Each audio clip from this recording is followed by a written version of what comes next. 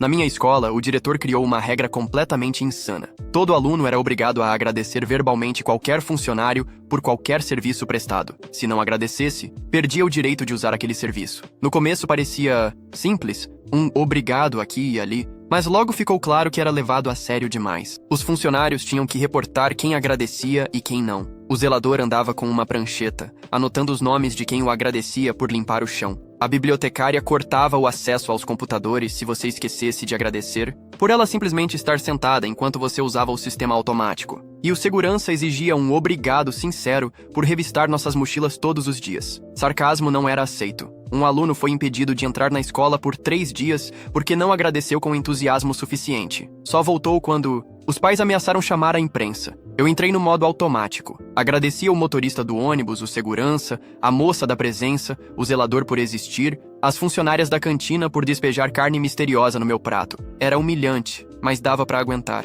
Cheguei ao ponto de agradecer dormindo. A enfermeira me acordava só pra garantir que eu dissesse obrigado, depois de medir minha febre. Minha amiga perdeu o direito de ir ao banheiro por 1 mês, porque esqueceu de agradecer o zelador durante o período menstrual. Ela sangrou na aula de álgebra. A resposta da escola? Ela devia ter sido mais grata. Outro aluno perdeu acesso à biblioteca na semana de provas e reprovou por não conseguir entregar o trabalho. O diretor chamou isso de lição de vida sobre apreciação. Numa segunda-feira, acordei com a garganta em chamas, faringite. Minha mãe queria me deixar em casa, mas eu tinha prova de química. Fui com antibiótico e um bilhete médico explicando que eu estava sem voz. Consegui sussurrar um obrigado pro motorista e pro segurança. A moça da presença aceitou um aceno. Mas na hora do almoço, não consegui emitir som nenhum. A funcionária da cantina ficou parada com a concha no ar, esperando. Mostrei o bilhete, fiz mímica, escrevi obrigado na mão. Nada. Ela apontou pro cartaz. Agradecimento verbal obrigatório. Fui escoltado pra fora da cantina.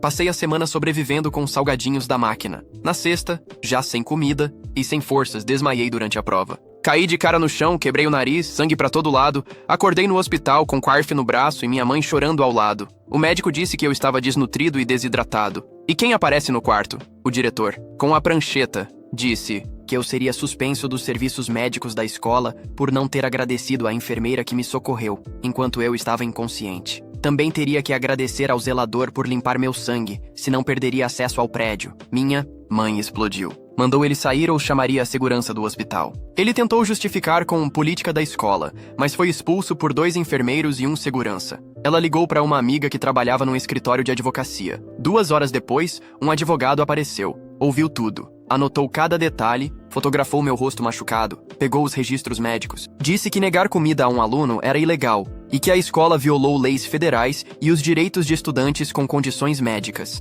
No dia seguinte, outros alunos apareceram no hospital com seus pais. Minha mãe tinha postado tudo nas redes sociais. A comunidade estava se mobilizando. A primeira garota que entrou era da minha turma de inglês. Ela contou ao Sr. Terrell que ficou uma semana inteira sem poder usar o banheiro porque esqueceu de agradecer ao zelador. Disse que implorou para ir durante a aula de matemática, mas a professora respondeu que ela não tinha os direitos de acesso. Acabou se urinando na frente da turma. A mãe dela tinha o relatório do incidente arquivado. Outro aluno, que eu conhecia da banda, relatou que desmaiou no corredor depois de perder o acesso à cantina. Ele jurava ter agradecido à Sra. Turner, mas ela alegou que ele falou baixo demais. O pai dele mostrou ao Sr. Terrell os registros do hospital. Ele também precisou de soro intravenoso, como eu. A família já havia reclamado ao conselho escolar, mas nada foi feito. A terceira estudante era do 2º ano e perdeu o acesso à biblioteca bem na época dos trabalhos de pesquisa. Sem poder usar os computadores ou pegar livros, acabou reprovando em 2 matérias. O pai dela,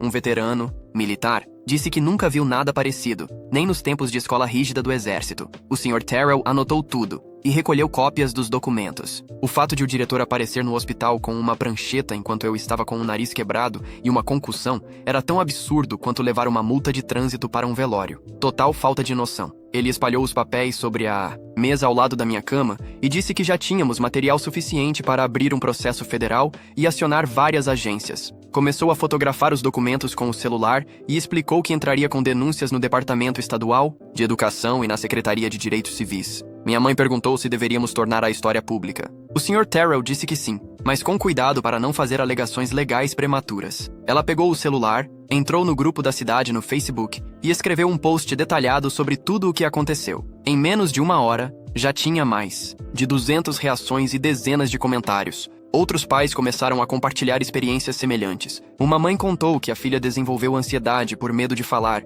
depois de ser punida várias vezes. Outro pai postou uma foto do filho com o nariz sangrando após desmaiar por não ter recebido café da manhã. Os relatos não paravam. Alunos, obrigados a agradecer ao segurança por confiscar celulares, estudantes sem acesso ao laboratório de informática durante provas oficiais, uma aluna diabética impedida de ir à enfermaria para medir a glicose. Meu celular começou a vibrar com mensagens de colegas. Alguns mandaram fotos da prancheta do zelador com os nomes anotados. Outros tinham gravações secretas dos funcionários aplicando a regra. Um aluno gravou o próprio diretor dizendo que quem não demonstrava gratidão estava roubando dos contribuintes. Sr. Terrell pediu cópias de tudo. Naquela tarde, o celular da minha mãe tocou com um número desconhecido. Ela era uma repórter de TV local que viu as postagens e queria nos entrevistar. Minha mãe olhou para o Sr. Terrell, que fez um gesto discreto com a cabeça, indicando que era melhor esperar até que as denúncias fossem formalizadas. Mas ele autorizou o envio dos laudos médicos. A repórter disse que já tinha contato com outras 3 famílias dispostas a falar publicamente. Estava preparando uma matéria para o telejornal da noite.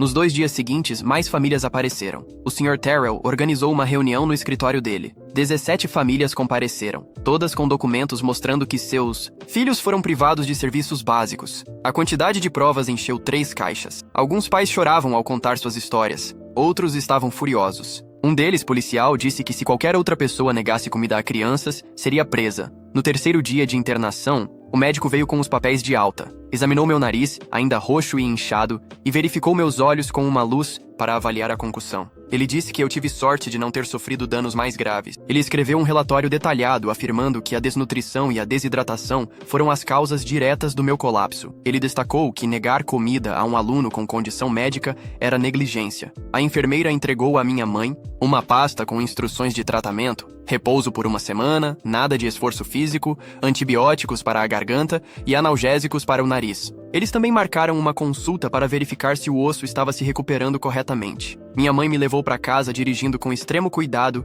desviando de cada buraco como se qualquer solavanco pudesse explodir minha cabeça. Quando chegamos ao apartamento, meu celular tinha 17 mensagens e o dela mais de 40. Alunos queriam saber se eu estava bem e compartilhar suas próprias histórias sobre a política de gratidão. Uma garota me mandou um vídeo em que o zelador anotava seu nome porque ela esqueceu de agradecer por limpar uma poça que nem foi ela quem fez. Outro aluno tinha uma gravação da Sra. Turner dizendo que ele só poderia comer se agradecesse mais alto, mesmo já tendo falado em bom tom. Naquela noite, recebemos relatos de 20 estudantes diferentes, com áudios, fotos e até formulários, de punição por falta de gratidão. No dia seguinte, o Sr. Terrell voltou com uma pilha de documentos legais e passou 3 horas revisando tudo com a gente. Disse que já tínhamos base suficiente para pedir uma liminar urgente que suspendesse a política enquanto o processo seguia. Ele entrou com o pedido naquela tarde e o juiz marcou uma audiência para a semana seguinte. Isso significava que o distrito escolar receberia a notificação oficial no dia seguinte. Enquanto isso, minha mãe fez sopa para mim, e eu tentava organizar todas as mensagens e provas no laptop, mesmo tendo que parar a cada 20 minutos por causa da dor de cabeça da concussão. 2 dias depois, o diretor Sanford enviou um e-mail para todos os pais do distrito, defendendo a política de gratidão como uma ferramenta essencial para formar o caráter dos alunos. Disse que os estudantes estavam exagerando e que ninguém havia sido realmente prejudicado por aprender a valorizar o trabalho dos funcionários da escola. O diretor anexou estatísticas sobre comportamento mimado entre jovens e artigos sobre como a gratidão é essencial no desenvolvimento infantil. Mas o e-mail teve o efeito oposto. Em poucas horas, pais começaram a responder em massa, anexando recibos de tratamentos médicos e terapias. Uma família mostrou que gastou mais de $8.000 em tratamento para a filha, que desenvolveu um distúrbio alimentar após ficar 2 meses sem acesso à cantina. Outro pai enviou comprovantes de atendimento de emergência depois que o filho diabético foi impedido de ir à enfermaria. A corrente de respostas foi tão intensa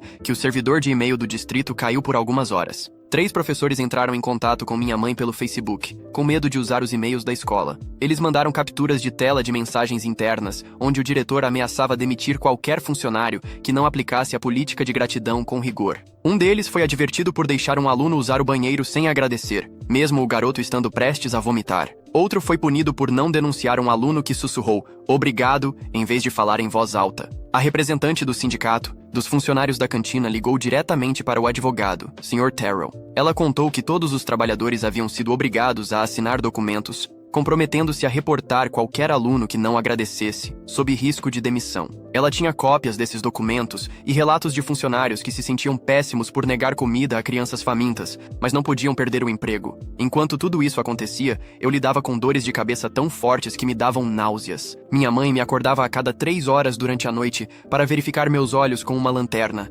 garantindo que as pupilas estivessem iguais. Meu estômago estava tão desregulado por causa da semana sem comida que até biscoitos me deixavam enjoado. O médico disse que meu corpo levaria tempo para se readaptar à alimentação. 5 dias depois do processo ser protocolado, o conselho escolar convocou uma reunião de emergência. Às 6 da manhã, enviaram um aviso dizendo que a política de gratidão seria discutida às 7 da noite. Meia hora depois, o estacionamento já estava lotado, com carros parando na grama e nas calçadas. 3 vans de emissoras de TV estavam lá, entrevistando pais na entrada. O auditório ficou tão cheio que abriram a cantina e instalaram uma transmissão ao vivo para o público excedente. Os membros do conselho estavam visivelmente desconfortáveis, enquanto centenas de pais os encaravam. Começaram com comentários públicos, limitando cada pessoa a 2 minutos. Quando chamaram meu nome, levantei devagar, tentando não girar o mundo à minha volta. Minha mãe me ajudou até o microfone. Contei que não conseguia falar por causa da faringite, que tinha levado um bilhete médico, que tentei de todas as formas demonstrar gratidão sem usar palavras. Falei sobre o desmaio na prova de química, o nariz quebrado, a concussão. Tudo porque a escola preferiu seguir uma regra absurda em vez de alimentar um aluno doente. Mostrei as contas do hospital, as fotos do meu rosto machucado, o laudo médico confirmando desnutrição. Depois de mim, outros alunos deram seus depoimentos. Minha amiga contou sobre o dia em que sangrou na aula por não poder ir ao banheiro. A mãe dela mostrou a calça manchada como prova. Um garoto com diabetes relatou que entrou em choque por não conseguir aplicar insulina. Uma menina com ansiedade mostrou os recibos das sessões de terapia que começou após ser punida repetidamente, por não falar alto o suficiente. Cada história era mais pesada que a anterior, e os membros do conselho pareciam cada vez mais desconcertados. Até que o diretor Sanford se levantou e foi até o púlpito com uma pasta enorme. Abriu e começou a mostrar gráficos e tabelas. Disse que os registros mostravam 92% de cumprimento da política nos últimos 2 anos. Exibiu cópias das pranchetas, do zelador, listas de presença com marcas ao lado dos nomes, registros do segurança com quem agradeceu e quem não. Tinha planilhas detalhando negações de acesso ao banheiro e à comida, organizadas por data e nome. Sorriu ao mostrar um gráfico que indicava aumento na compliance após o endurecimento das punições. Uma das conselheiras se inclinou para o microfone e perguntou: "Sr. Sanford, é verdade que o senhor foi até o hospital exigir agradecimento de um aluno ferido?" O silêncio tomou conta da sala. Ele ajeitou a gravata e respondeu: "Sim, a consistência é a base de qualquer programa de modificação comportamental." O rosto da conselheira ficou vermelho. "O senhor exigiu gratidão de uma criança com o nariz quebrado e concussão, causada pela sua política?" Antes que ele pudesse responder, a plateia explodiu em gritos. Pais se levantaram indignados, questionando como ele conseguia rastrear tantos agradecimentos com tamanha precisão. As pranchetas, os gráficos, os registros. Alguém gritou: "Ele realmente passou horas fazendo planilhas sobre quem disse obrigado?" O presidente do conselho batia o martelo tentando acalmar a multidão. 3 dias depois, chegou uma carta do Departamento Estadual de Educação anunciando uma investigação completa. 2 inspetores foram enviados à escola e montaram uma base na biblioteca, entrevistando alunos um por um. A fila se estendia pelo corredor. Eles coletaram registros de punições, formulários de negação de acesso e pediram os documentos, originais usados pelos funcionários para rastrear os agradecimentos. Na mesma semana, o Sr. Terrell entrou com o processo federal no tribunal. O processo nomeava o distrito escolar, o diretor Sanford e os membros do conselho que sabiam da política e não fizeram nada. O pedido incluía indenização por despesas médicas, danos morais e o fim imediato da política de gratidão. Também exigia que Sanford fosse afastado de qualquer cargo com poder sobre estudantes. As emissoras locais começaram a aparecer na escola todas as manhãs, filmando os alunos passando pelos detectores de metal, agora sem precisar dizer obrigado. Uma semana depois, enquanto eu caminhava pelo corredor vazio, o segurança se aproximou. Olhou em volta para garantir que ninguém estava por perto e falou baixinho: "Sinto muito pelo que aconteceu com você." Ele suspirou e disse que sabia que era errado, mas tinha 3 filhos e precisava do emprego. Me entregou um cartão com seu número. "Se seu advogado precisar de mim como testemunha, estou à disposição." Depois disso, mais funcionários começaram a se manifestar. O zelador apareceu no escritório do Sr. Terrell com uma caixa cheia de pranchetas acumuladas. ao longo de 2 anos, cada uma com centenas de nomes e anotações sobre quem agradeceu e quem não. Nas margens, havia observações sobre quais alunos perderam acesso ao banheiro e por quanto tempo. A bibliotecária levou registros mostrando que bloqueou mais de 300 estudantes do uso dos computadores por falta de agradecimento. Até professores apareceram com e-mails onde Sanford os ameaçava de demissão caso não aplicassem a política com rigor. O distrito escolar contratou um psicólogo infantil para avaliar os alunos afetados pela política de gratidão. A psicóloga contratada pelo distrito passou 3 semanas conversando com os alunos e analisando os registros médicos. No relatório final, ela afirmou que o sistema de gratidão forçada havia criado um ambiente de medo e controle, longe de qualquer sentimento genuíno de apreciação. Segundo ela, muitos estudantes apresentavam sinais de ansiedade, depressão e até traumas por terem sido privados de necessidades básicas. Obrigar crianças a agradecer por terem suas mochilas revistadas ou por não receberem comida, escreveu ela, era uma forma de manipulação psicológica. Cerca de 1 mês após o início do processo, o advogado do distrito escolar entrou em contato com o Sr. Terrell para propor um acordo. Eles se ofereceram para cobrir todas as despesas médicas e terapêuticas, com a condição de que o processo fosse encerrado e ninguém falasse publicamente sobre o caso. Queriam abafar tudo sem admitir culpa. O Sr. Terrell ligou para minha mãe e explicou a proposta. Conversamos sobre isso durante o jantar, mas ela balançou a cabeça. Isso não é só sobre dinheiro, disse. É sobre garantir que nenhuma outra criança passe por isso. Terrell respondeu ao advogado dizendo que recusávamos o acordo e seguiríamos com o processo. Não estamos lutando por indenização, escreveu ele. Estamos lutando para proteger os alunos contra esse tipo de abuso. A notícia se espalhou pela cidade. A pizzaria do centro colocou uma placa na vitrine. Almoço grátis para qualquer aluno afetado pela política de gratidão. Não precisa agradecer. A lanchonete fez o mesmo. O restaurante local iniciou uma campanha para ajudar famílias com os custos de terapia. Até o supermercado montou um ponto de arrecadação de doações para os estudantes prejudicados. Em poucos dias, a rua principal estava cheia de cartazes de apoio. 2 dias depois, aconteceu a audiência no tribunal. O Sr. Terrell apresentou uma pilha de documentos com quase 8 centímetros de espessura. Mostrou os laudos médicos da minha internação, fotos do meu nariz quebrado e depoimentos de 27 alunos que haviam sido privados de comida, acesso ao banheiro ou outros serviços básicos. A expressão da juíza endurecia a cada página. Ela balançava a cabeça e anotava sem parar. Depois de 1 hora analisando tudo, ela bateu o martelo e emitiu uma ordem judicial provisória. A política de gratidão estava suspensa imediatamente. Nada mais de agradecimentos obrigatórios. Os alunos voltariam a ter acesso a comida, banheiros e serviços sem precisar dizer uma única palavra. O advogado do distrito tentou argumentar, mas foi interrompido. A juíza declarou que negar alimentação a crianças não era educação de caráter, era abuso infantil. Na segunda-feira seguinte, ao voltar para a escola, tudo parecia diferente. O segurança apenas acenava para os alunos na entrada, sem esperar agradecimentos. Parecia aliviado, como se um peso tivesse sido tirado de seus ombros. As funcionárias da cantina serviam a comida com sorrisos discretos, sem exigir gratidão. A senhora Turner colocou uma porção extra de purê no meu prato e me deu uma piscadinha. O zelador havia jogado fora a prancheta e assobiava enquanto limpava o chão. Os corredores estavam mais leves. Os alunos não tinham mais aquele olhar tenso, calculando se haviam agradecido o suficiente para usar o banheiro. A moça da presença marcava os nomes sem exigir performances de gratidão. Naquela mesma manhã veio o anúncio pelos alto-falantes. O diretor Sanford estava afastado temporariamente. A escola ficou em silêncio por um instante, e então começaram os aplausos vindos de várias salas. A nova diretora interina, Sra. Rodrigues, assumiu e convocou uma assembleia naquela tarde. No palco, ela disse que o bem-estar dos alunos seria sua prioridade. Pediu desculpas pelo que havíamos enfrentado e prometeu mudanças. Instalou uma caixa fora de sua sala para que os estudantes pudessem deixar bilhetes anônimos com preocupações e sugestões. Naquela semana, os investigadores do estado chegaram e começaram a entrevistar todos. Eles chamavam os alunos um por um para ouvir seus relatos. Eles vasculharam o escritório de Sanford e levaram caixas de documentos. Os investigadores passaram semanas vasculhando e-mails e memorandos antigos,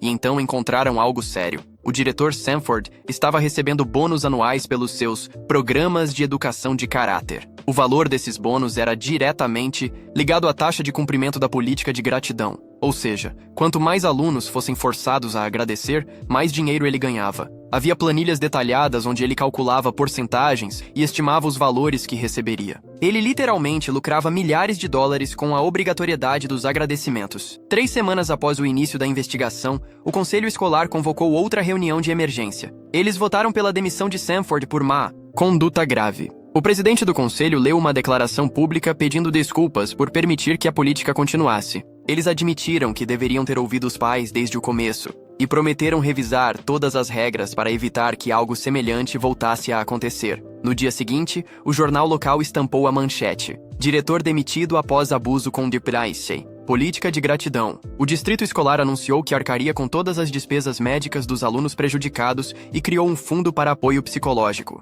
Minha mãe recebeu uma carta confirmando que cobririam minha internação, a cirurgia no nariz e as sessões de terapia. Outras famílias receberam cartas semelhantes. Crianças que desenvolveram distúrbios alimentares ou ansiedade tiveram tratamento garantido por tempo indeterminado. O distrito contratou conselheiros especializados para ajudar os alunos a se recuperarem. Mesmo com essas medidas, o Sr. Terrell explicou que o processo federal precisava continuar. Cobrir os custos não era suficiente. Era necessário um julgamento oficial que criasse precedente legal. Ele entrou com uma ação alegando violação constitucional, afirmando que negar comida e acesso ao banheiro era uma violação dos direitos humanos básicos. O caso levaria meses, mas ele estava confiante na vitória. Enquanto isso, uma grande emissora nacional entrou em contato com minha mãe. Queriam fazer uma reportagem sobre o que aconteceu. Após conversar com o Sr. Terrell, ela concordou. A equipe veio até nossa casa, me entrevistou por 2 horas, falou com outros alunos e filmou na escola. Quando a matéria foi ao ar, meu celular não parava de vibrar. Recebi mensagens de estudantes de todo o país contando histórias parecidas.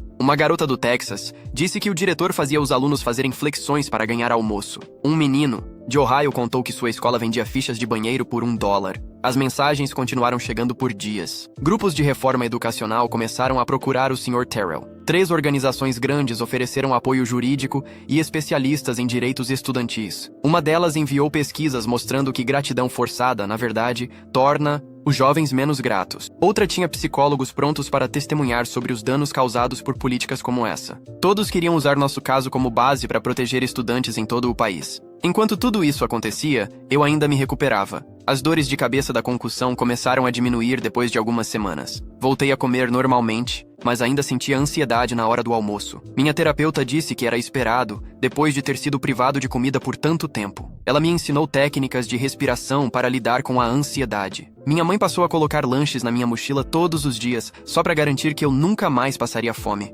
Meu nariz cicatrizou, mas ficou com uma pequena protuberância permanente. Saber que Sanford ganhou dinheiro por nos forçar a agradecer era como descobrir que a fada do dente cobra juros. De repente, tudo que parecia inocente se tornava perverso. 3 meses depois, no Tribunal Federal, sentei entre minha mãe e o Sr. Terrell enquanto o juiz folheava uma pilha de documentos maior que meu livro de química. A sala estava cheia de famílias da escola e jornalistas. Sanford estava lá, no banco dos réus, parecendo menor do que nunca. O juiz começou a ler sua decisão. O distrito escolar havia violado os direitos constitucionais dos alunos, negando acesso igualitário aos serviços básicos. Declarou que negar comida, água, banheiro ou atendimento médico como punição era inconstitucional e que sua decisão criaria precedente legal para proteger estudantes em todo o país. O advogado de Sanford tentou contestar, mas o juiz o interrompeu repetidamente. A decisão foi final e vinculativa. Nenhuma escola nos Estados Unidos poderia mais negar serviços essenciais como forma de punição. O Sr. Terrell apertou meu ombro enquanto o juiz listava todas as formas pelas quais a política de gratidão violava a lei federal. 2 semanas. Depois, recebemos os documentos do acordo. $30 mil para cobrir meus custos médicos, terapia e danos morais. Outras famílias também receberam compensações. A garota que sangrou na aula recebeu $25 mil. O menino que reprovou por falta de acesso à biblioteca recebeu $15 mil. No total, o distrito teve que pagar mais de $500 mil aos alunos afetados. O conselho escolar convocou uma nova reunião para implementar as mudanças exigidas pela justiça. Convidaram pais e alunos para ajudar a reescrever as políticas. Passamos 6 horas revisando cada regra, garantindo que nada parecido com a política de gratidão voltasse a acontecer. Foi incluído no regulamento oficial que todos os estudantes teriam acesso incondicional a comida, banheiros, água e atendimento médico, independentemente de comportamento ou cumprimento de outras regras. A nova política proibia qualquer exigência de agradecimento ou expressão específica para receber serviços básicos. Também criamos um manual de direitos estudantis detalhando o que as escolas podiam ou não fazer. O manual dizia que os alunos tinham direito à alimentação mesmo sem poder pagar, direito ao uso do banheiro em emergências sem pedir permissão e acesso à saúde sem condições. Incluímos números de telefone para denúncias, incluindo serviços jurídicos e a linha direta do Departamento Estadual de Educação. O Conselho votou unanimemente pela adoção do manual e tornou sua leitura obrigatória para todos os funcionários. Na capital do estado, legisladores começaram a redigir o que chamaram de Lei da Gratidão, proibindo escolas de exigir agradecimentos para serviços básicos. O autor do projeto leu minha história em plenário, e outros estudantes testemunharam sobre experiências semelhantes. A lei foi aprovada com apenas 3 votos contrários, e o governador a sancionou numa cerimônia onde eu fiquei ao lado dele, segurando a caneta usada para assinar. Outros estados começaram a pedir cópias da lei ao Sr. Terrell para criar suas próprias versões. Em 6 meses, 12 estados já tinham leis semelhantes aprovadas ou em andamento. Após semanas de investigação, o Conselho Estadual de Educação decidiu revogar permanentemente a licença profissional de Sanford. Descobriram que ele já havia tentado implementar a mesma política de gratidão em 2 escolas anteriores. Em ambas, saiu quando os pais começaram a reclamar. Depois, veio para nosso distrito e convenceu o conselho de que sua ideia ajudaria a formar o caráter dos alunos. Ele chegou a publicar artigos em revistas acadêmicas, defendendo a gratidão, forçada como ferramenta disciplinar. O relatório final concluiu que seu padrão de comportamento mostrava que ele não era apto para trabalhar com crianças. Tanto sua licença de ensino quanto a de administração foram canceladas sem possibilidade de revalidação. A diretora, interina que assumiu durante a crise, foi efetivada após entrevistas com outros candidatos. Ela começou a realizar fóruns mensais, onde os alunos podiam apresentar preocupações diretamente a ela, sem precisar passar por professores ou conselheiros. No primeiro encontro, anotou tudo o que foi dito e implementou mudanças reais. Aumentou o tempo entre as aulas para que os alunos pudessem ir ao banheiro com calma e eliminou a exigência de autorização para beber água. Instalou caixas de sugestões pelos corredores e lia cada bilhete. Quando os estudantes reclamaram do código de vestimenta, ela criou um comitê com número igual de alunos e funcionários para reescrevê-lo. Minha mãe decidiu se candidatar ao conselho escolar com uma proposta centrada na segurança dos alunos e participação dos pais. Ela bateu de porta em porta contando nossa história e explicando por que os pais precisavam ter voz nas decisões escolares. Ele venceu com 78% dos votos, a maior margem da história da eleição do conselho. Em sua primeira reunião, ele propôs que os alunos fossem ouvidos em todas as sessões, não apenas quando houvesse problemas. O segurança que havia aplicado a política pediu para falar numa assembleia escolar. Ficou em silêncio por 1 minuto antes de conseguir se pronunciar. Disse que lamentava profundamente ter escolhido manter o emprego em vez de fazer o que era certo. Admitiu que o medo de perder o salário não justificava ter participado de algo que prejudicou tantas crianças. Começou a trabalhar com a nova diretora para reconstruir a confiança, supervisionando atividades sem prancheta e tratando os alunos como pessoas, não como infratores em potencial. Virou um dos maiores defensores dos direitos estudantis, sempre se posicionando contra políticas prejudiciais nas reuniões de equipe. 1 ano após meu colapso na aula de Química, recebi um convite para falar numa Conferência Nacional de Educação. Fiquei diante de 300 educadores e contei como os alunos da nossa escola se organizaram para enfrentar um sistema injusto, e venceram. Mostrei fotos de estudantes parados no corredor por não terem agradecido ao professor por abrir a porta. A sala ficou em silêncio. Terminei a apresentação com as mãos tremendo e saí do palco sentindo que algo tinha mudado. No mês seguinte, começaram a remover todas as placas da política de gratidão que estavam espalhadas pela escola. Arrancaram os postes de concreto e levaram as estruturas metálicas enquanto os alunos observavam pelas janelas. A nova diretora perguntou ao conselho estudantil o que deveria ocupar o espaço vazio na entrada principal. Minha amiga, aquela que sangrou na aula de álgebra, sugeriu um jardim onde os alunos pudessem sentar e conversar sem serem vigiados. A ideia foi aprovada imediatamente e os próprios estudantes ajudaram a projetar. Plantamos flores, colocamos bancos e uma pequena fonte que fazia um som suave ao passar. Começaram a almoçar ali nos dias de sol, sem precisar agradecer por estar sentados. Essa mesma amiga se candidatou à presidência do Grêmio Estudantil no ano seguinte e venceu com folga. Criou novas regras que garantiam acesso livre ao banheiro e à água.